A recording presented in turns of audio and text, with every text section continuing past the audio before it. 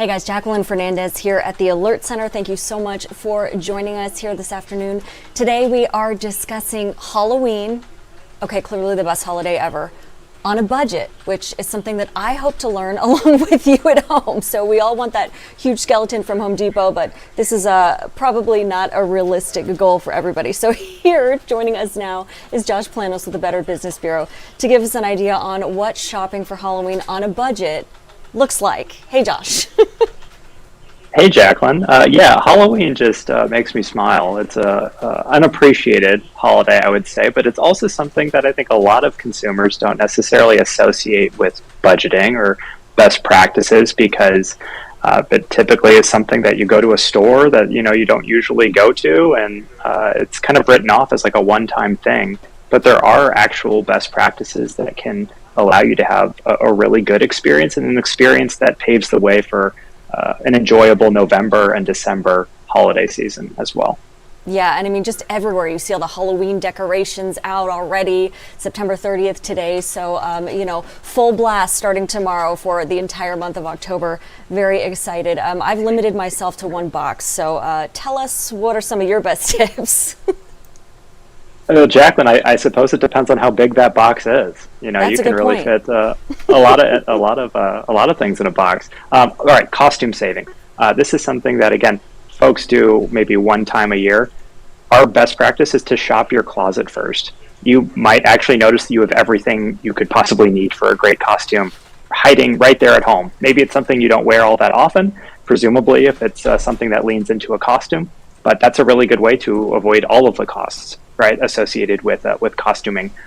It's also best practice to rent. There are a lot of costume rental companies that will beat purchasing. And I know for some of us, we associate it with like a $30 charge. But typically, if you're going, to that extra level, you're talking about a significant sum of money. If you're buying accessories and whatnot, renting will allow you to avoid the full price and to know exactly where it's going to go after Halloween, which is not back in the closet, not taking up space from other things.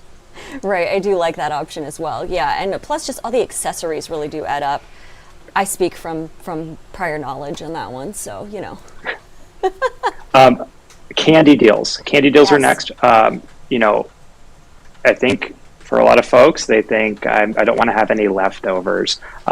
I don't know those people. I'm actually a big fan of leftovers. But if you do buy in bulk, you do get those bulk discounts. As any business owner would tell you, if you're buying 500 of something or 1,000 of something, typically the costs are different. Costs are significantly less if you go higher, right? And that's why places provide these enormous bags of candy around the Halloween season. Right. Factory wrapped candy lasts really a long time, longer than just till October 31st, right? So yes. It's really good to lean into that, especially if you happen to use candy as like a giveaway item for work or with family members, or you want to wrap that into your Thanksgiving plans or Christmas plans.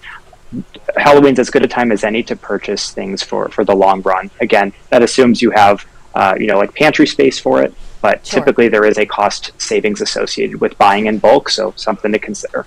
Yeah, no, I love that idea too. And then, if you don't mind waiting till after Halloween, I mean, in my experience, there's always been discounts on like Halloween themed candy. It's still a Reese's peanut butter cup. It's just shaped like a pumpkin. So if that doesn't matter to you, I mean, that's something that, if you're a sweet tooth, that, might be a good saving option as well. Absolutely. I can promise you that Reese's peanut butter cup tastes just as good on November 1st as it does on October 31st. So something to consider there. Another thing we want to mention is that the return policies associated with some of these pop-up stores, they're going to look a little bit different than your typical business. You want to make sure that you know exactly what those return policies look like, because typically seasonal stores have a habit of disappearing as soon as that holiday has passed. So Right. You don't want to wake up on November 1st and think, I'm going to be able to return all of these items that frankly I just didn't get to, or maybe there was severe weather, so I couldn't enjoy the experience, so I didn't use all of these items. I know I want to return them. Oh, that store doesn't exist. Know what that return policy looks like before you purchase the item in general.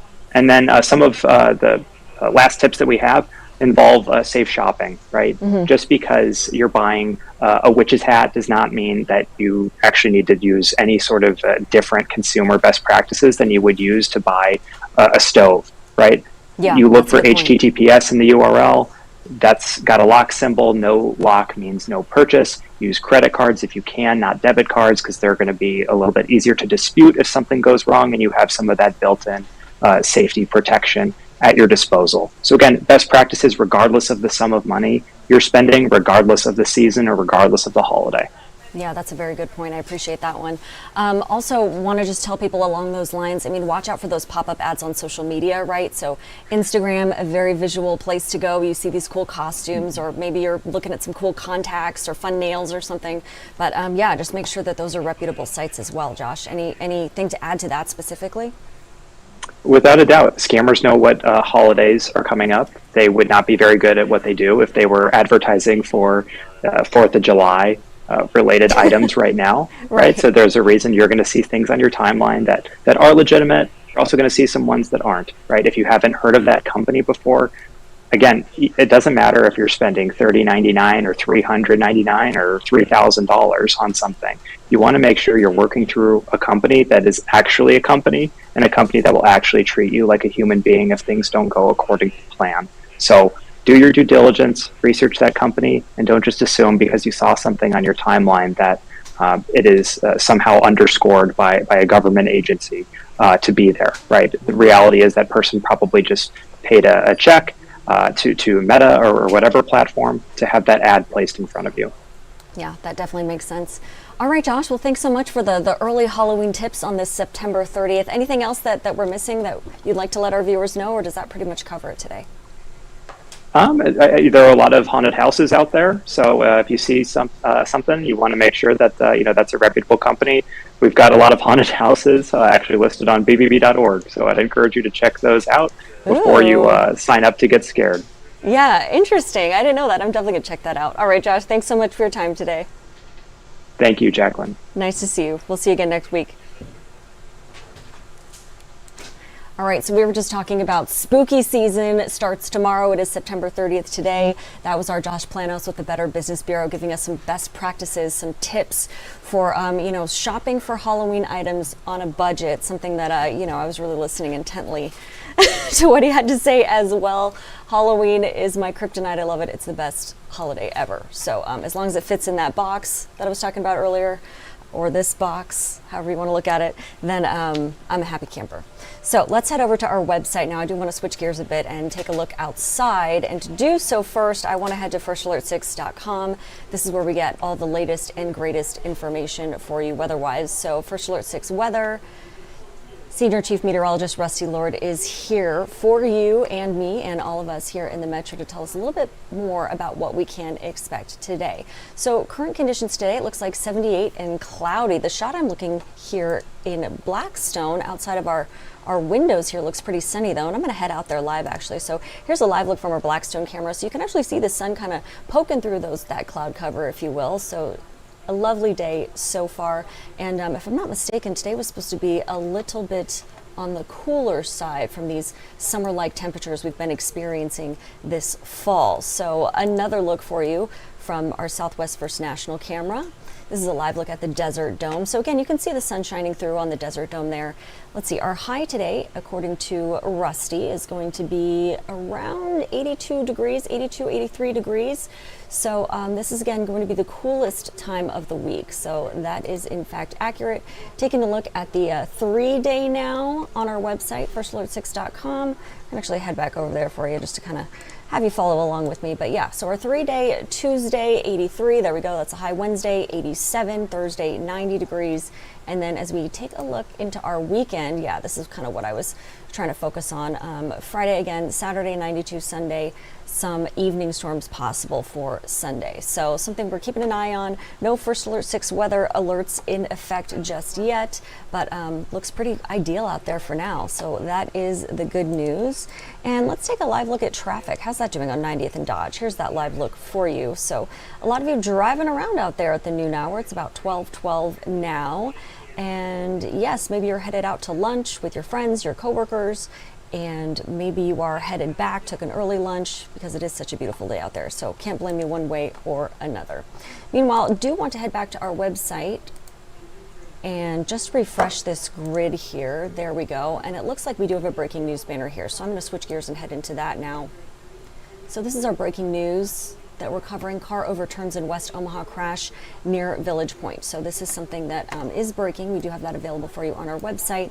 And this is the information that we have so far. So emergency crews responding today on a crash near West Dodge Road near Village Point. The scene indicates a semi-truck was involved in this crash that left a car overturned. Okay, so that is in this area. I'm going to kind of try to view this larger map for you. We are told one person in the vehicle was injured, so kind of zooming in on where exactly we're talking about here. Zooming in a bit slowly, but you get the idea. So yeah, okay, this is right by the Shields parking lot area on the highway there. But yes, I believe we do have a crew on scene, so we'll be sure to get you that video as soon as possible. But until then, that is the latest story that we are tracking on our website. Again, that's firstalert6.com. Now, in the meantime, just want to say thank you so much for joining us here at the Alert Center. We hope you join us every day around the noon hour, give or take, depending on what is breaking news of the day and what stories we have on tap for our later broadcasts. But of course, in the interim, enjoy the sunshine while you can on this cooler fall day out there, and we'll see you for our first broadcast at 3 o'clock with our Dave Zavolinsky. Until then, have a wonderful day.